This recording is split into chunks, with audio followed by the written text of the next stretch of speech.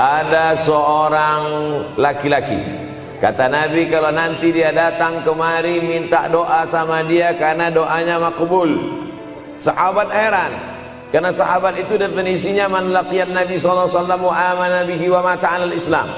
3 definisi sahabat: orang yang berjumpa dengan Nabi, beriman dengan Nabi, dan matinya dalam keadaan Islam. Maka itu disebut dengan sahabat menurut ilmu hadis. Makanya ketika saya menjelaskan itu ke mahasiswa, Aisyah yang merupakan sahabat Nabi, komplain mahasiswa, mohon maaf Ustaz keliru, Aisyah itu bukan sahabat tapi istrinya. Kita bicara ilmu hadis. Makna sahabat, man laqiyan Nabi, berjumpa dengan Nabi, wa amana bihi, beriman dengan Nabi, wa mata 'alal Islam, mati dalam keadaan Islam. Abu Lahab ketemu dengan Nabi tapi tidak beriman dengan Nabi dan mati dalam keadaan kafir, maka tidak masuk golongan sahabat. Tapi ini ada seorang laki-laki hidup sezaman dengan Nabi dan Nabi mengenal dia, dan Nabi berpesan nanti kalau dia datang ke kota Madinah minta doa dari mulutnya karena doanya dikabulkan Allah Subhanahu wa taala. Sahabat heran, kami yang hidup bersama engkau, kami yang berperang bersama engkau, kami yang sholat di Masjid Nabawi bersama engkau, kenapa doa dia lebih makbul daripada kami? Malah kami meminta doa dari mulut dia. Tapi tidak boleh membantah dan melawan Nabi. Pokoknya nanti kalau dia datang kemari minta doa kepada dia. Setelah Nabi Muhammad SAW meninggal dunia, laki-laki itu pun sampai ke kota Madinah, berjumpa dengan sahabat. Sesuai dengan yang dijanjikan Nabi, mereka pun meminta doa kepada dia. Namanya Uwais Al-Qarni. Makanya Uwais Al-Qarni tidak ada masuk dalam buku biografi sahabat.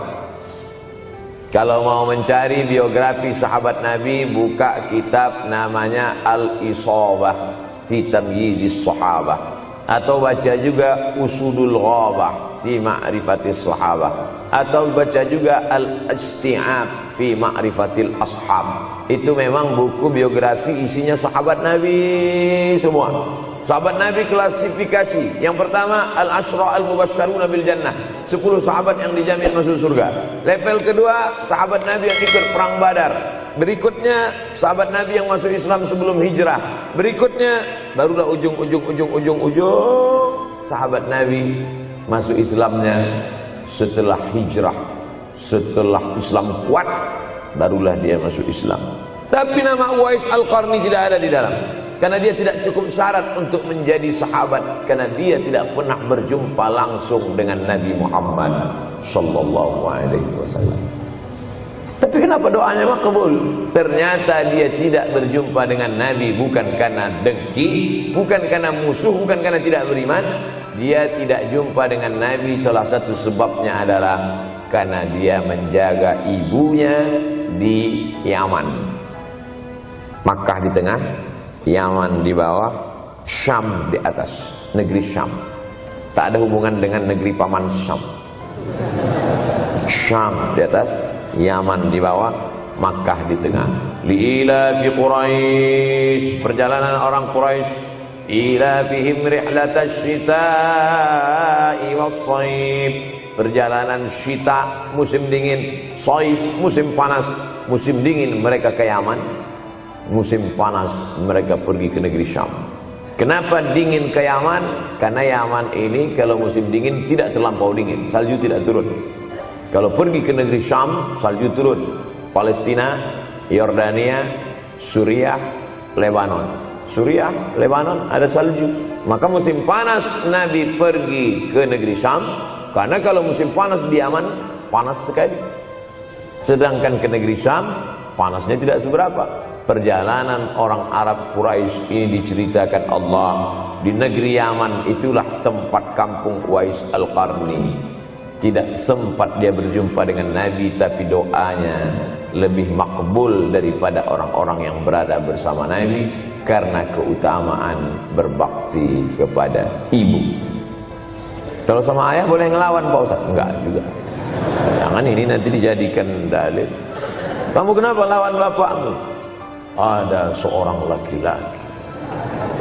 Ini kadang jamaah pandai motong-motong ceramah saya, hanya untuk mencari pembenaran. Sedangkan kita ngaji ini mau mencari kebenaran. 1000 dalil bagi orang untuk mencari kebenaran, tapi ada 1001 hujjah untuk orang yang suka mencari pembenaran. Nah, jadi kalau saya bicara tentang ibu, sesungguhnya ayah sudah masuk.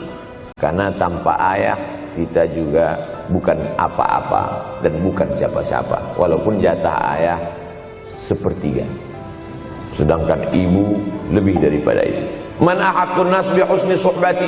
Siapa orang yang paling layak mendapatkan baktiku ya Rasulullah? Ummuka. Summa man, siapa lagi? Ummuka.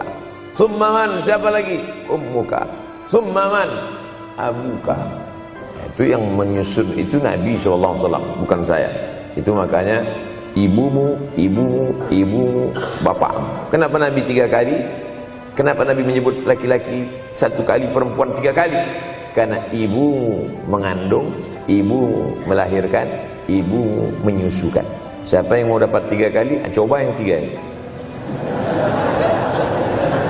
Mengandung, melahirkan, menyusukan. 3 ini belum bisa dilakukan oleh laki-laki dimanapun.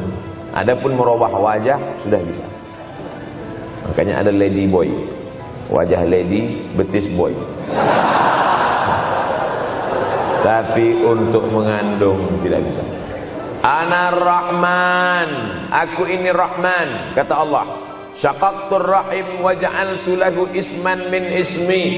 Aku ciptakan satu makhluk di dalam perut perempuan, maaf, namanya rahim, dari namaku. Ini yang belum bisa dibuat dokter dimanapun di dunia ini, menciptakan rahim, belum bisa.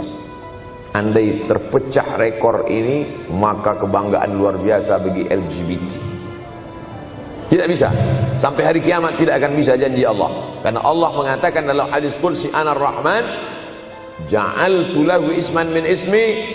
Maka ada satu makhluk dalam perut perempuan yang diciptakan, diambil dari Asmaul Husna. Sehebat-hebatnya laki-laki, dari ujung rambut sampai ujung kaki tidak ada di tubuhnya ini yang diambil dari Asmaul Husna, tak ada. Bahwa namanya dari Asmaul Husna ada, Abdus Somad. Tapi ada makhluk di badannya diambil dari Asmaul Husna, itu hanya ada pada perempuan. Oleh sebab itu perempuan luar biasa. Makanya kampus Universitas Ahmad Dahlan memuliakan perempuan. Mana perempuan? Di atas letaknya. Makanya saya tidak terlalu berani mendongak ke atas. Begitu hebatnya perempuan. Perempuan adalah ibumu, perempuan adalah istrimu, perempuan adalah anakmu, perempuan adalah adikmu. Maka saat engkau memuliakan perempuan, engkau sedang memuliakan 4 aspek dari kehidupan.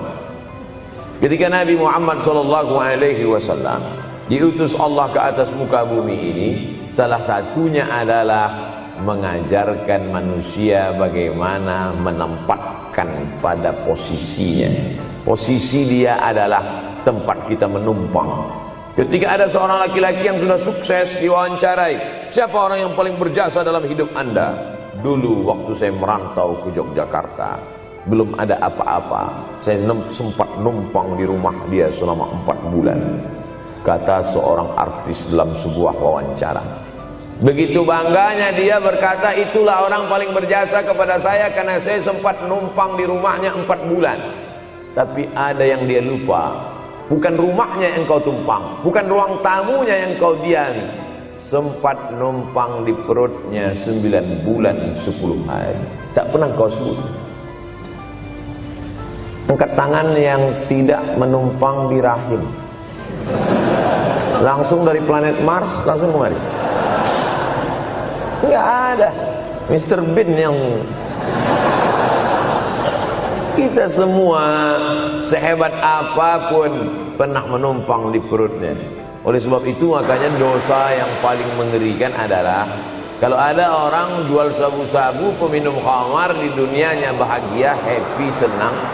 Itu Ustaz, pengedar narkoba, hidupnya aman, adem, ayam, tentram. Di akhirat azabnya baru diberikan Allah Subhanahu wa taala. Ada orang yang pelakor senior Tapi hidupnya di dunia senang-senang saja, di akhirat nanti azabnya ditunda. Namanya istidraj. Istidraj diambil dari kata daraja, tertunda. Azab yang tertunda. Sudah jadi judul sinetron. Azab yang tertunda. Tapi ada satu perbuatan dosa yang pasti di dunia dirasakan. Apa itu? Durhaka pada orang tua. Orang yang durhaka pada orang tua, di dunia dia tetap dapat, di akhirat dapat sekali lagi. Itu janji Rasulullah SAW. Lama hidup banyak dirasa, jauh berjalan banyak dilihat, lama jadi